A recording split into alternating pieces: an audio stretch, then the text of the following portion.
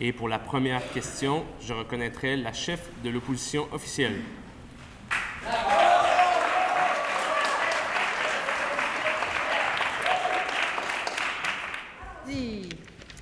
Alors, le projet de relocalisation du Casino de Montréal proposé par l'Auto-Québec en partenariat avec le Cirque du Soleil, le projet de la Société du Havre, le projet du pont Métanier sont tous des grands projets qui n'ont pu voir la lumière du jour. Nous nous privons de projets d'envergure pouvant placer le Québec sur la carte à cause de quelques groupes de pression, et ce, sans même avoir eu le temps d'étudier en profondeur ces projets. Or, dans l'optique de faire avancer le Québec dans la voie de la modernité infrastructurelle mondiale, qu'entend faire le premier ministre pour permettre aux grands projets d'au moins se rendre à l'Assemblée nationale?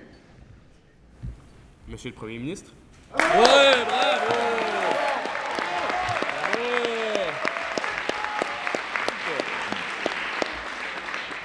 Merci beaucoup, Monsieur le Président. Comme j'ai mentionné dans mon discours d'ouverture, notre caucus n'est absolument pas contre le développement économique, n'est absolument pas contre l'accroissement des richesses. Nous basons essentiellement sur l'importance de sa redistribution. Dans les grands projets, vous le savez, il y a des études à faire, il y a des consultations, il y a des mémoires à déposer, il y a des réflexions que la société doit faire. Dans certains projets que la chef de l'opposition a nommés, je dois dire personnellement que je suis bien content que certains d'entre eux aient été mis de côté, comme par exemple celui de la relocalisation du Casino de Montréal, qui, à mon avis, a été une belle mesure à tasser. Donc, éventuellement, effectivement, les projets doivent être développés. Les projets au Québec seront développés. Tout ce que nous demandons, ce sont des projets qui visent le développement durable dans un contexte de développement environnemental, mais également de développement social. Merci. Bravo!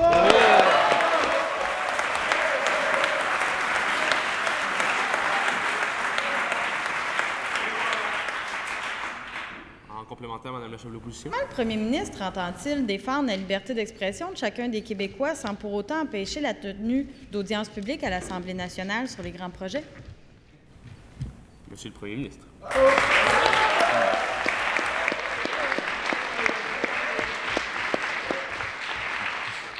Bon, Monsieur le Président, tout le monde sait que dans une démocratie, la liberté d'expression est un droit absolu.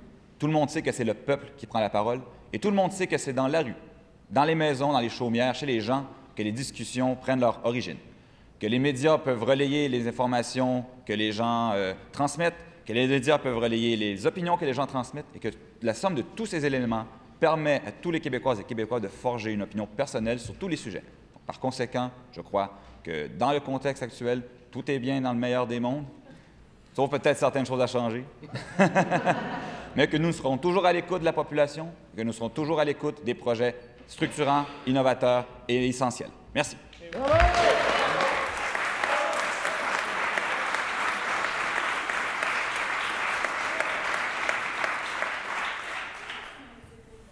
Que pense le premier ministre de la proposition du défunt gouvernement rouge, soit la création d'une charte des grands projets encadrant le dépôt des grands projets, encadrant autant le dépôt des grands projets que le processus d'opposition entourant ces projets?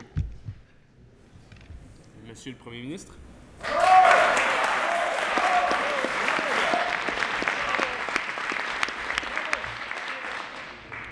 Monsieur le Président, on ne peut pas dire immédiatement si on est pour ou contre, parce qu'il y a certains éléments à évaluer. Par exemple, c'est bête, mais qu'est-ce qu'un grand projet? C'est bête, mais à quel seuil on peut dire qu'un projet devient un grand projet par rapport à un moyen ou par un petit? Est-ce que c'est son ambition, c'est son panache, c'est son coût? C'est le domaine d'intervention? C'est le nombre de personnes que l'on touche? Comment on peut définir concrètement c'est quoi un grand projet? Et j'aimerais poser une question à la chef de l'opposition qui me répondra peut-être. Est-ce qu'elle est contre la liberté des gens de parler et de donner leur opinion de la population?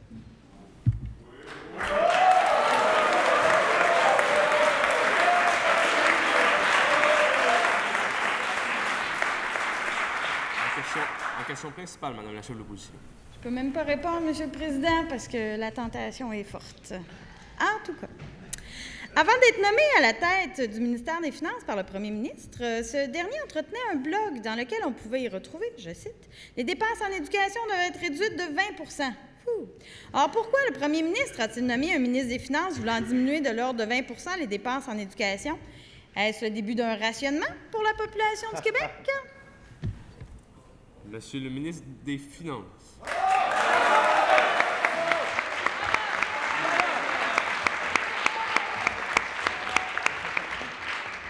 Monsieur le Président, je suis très content d'avoir à répondre aux questions de l'opposition, particulièrement sur des choses que j'ai pu déjà avoir écrites. Ça me rassure d'ailleurs d'entendre ce que les gens peuvent comprendre de ce que j'ai écrit. Ça me permet de réaffirmer l'importance de réinvestir en éducation postsecondaire. C'est ce qui permet justement de comprendre les textes qu'on a soumis devant nous. Ce que j'ai écrit dans un blog lors d'une vie précédente est très simple, c'est que si on laisse simplement aller le cours des choses, en laissant aller croître librement les projets de dépenses en éducation versus l'évolution de la population, ces derniers devraient réduire simplement de 20 par rapport aux mesures d'aujourd'hui. Ça ne veut pas dire simplement qu'il va y avoir moins d'argent par étudiant dans nos écoles, moins d'argent par étudiant dans nos cégeps, moins d'argent par étudiant dans nos universités. Si on a tout simplement moins d'étudiants, Monsieur le Président, on a besoin de moins de capital. Ceci étant dit, on parle d'une projection financière sur 20 ans. C'est absolument pas... Monsieur le leader de l'opposition. Pas de règlement. La réponse doit être brève. Le ministre avait terminé de toute façon sa réponse, donc je passerai à la question complémentaire de la chef de l'opposition officielle. Je m'adresse ici au premier ministre. Je ne voudrais pas qu'il se fasse de nouveau usurper son autorité. Le premier ministre peut-il nous dire si son ministre des Finances reçoit encore... Monsieur le leader du gouvernement. Monsieur le Président, je pense que la députée de l'opposition ne peut pas s'ingérer dans la gestion du caucus opposé. Monsieur le leader du gouvernement. Président, deuxième rappel à l'ordre, la leader de l'opposition, la chef de l'opposition doit être respectueuse dans ses propos et ne pas donner de motifs indignes à l'opposé. 2 fois en 10 secondes, c'est quand même beaucoup. Je demanderai à la chef de l'opposition de faire attention à ses propos et d'en venir à sa question complémentaire. Le premier ministre peut-il nous dire si son ministre des Finances reçoit encore l'appui du Conseil des ministres, considérant ces nombreuses allégations telles que les dépenses totales du gouvernement croîtront d'au moins 13 d'ici 2031, les revenus de l'État en dollars constants devraient stagner, on peut appréhender un déficit de l'ordre de 8 milliards d'ici 2031. Ces déclarations provoquent la peur dans la population québécoise. Monsieur le premier ministre.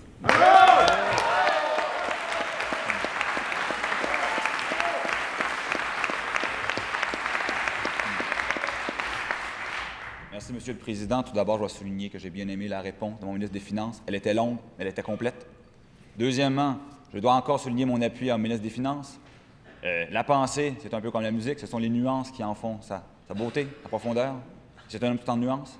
Et puis, troisièmement, quand on lit bien ses propos, on se rend bien compte que c'est surtout relié à l'étude de la natalité, d'évolution de la courbe des naissances, et que c'est ça qui détermine ses pensées. Donc, par conséquent, le Québec n'a pas à s'alerter. Nous prenons les choses en main. Merci.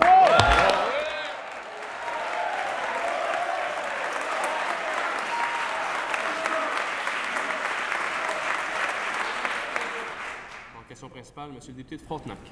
Monsieur le Président, quelle est l'évaluation du ministre des Finances du taux de chômage à inflation stationnaire actuel et comment son évolution influence-t-elle les résultats du modèle macroéconométrique du gouvernement?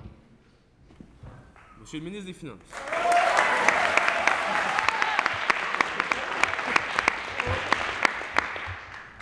Monsieur le Président, je remercie l'opposition pour sa question. Je dois affirmer, en fait, que le modèle des gouvernements précédents macroéconométriques sur l'évaluation et l'évaluation de l'économie québécoise est en fait désuet. C'est un modèle des années 70 qui a été construit par un ex-professeur à l'Université Laval qui devrait être mis à jour dans les semaines précédentes par, justement, un regroupement d'économistes, notamment de l'Université du Québec à Montréal, l'Université de Montréal et de l'Université Laval, auquel nous serons fiers de participer, Monsieur le Président.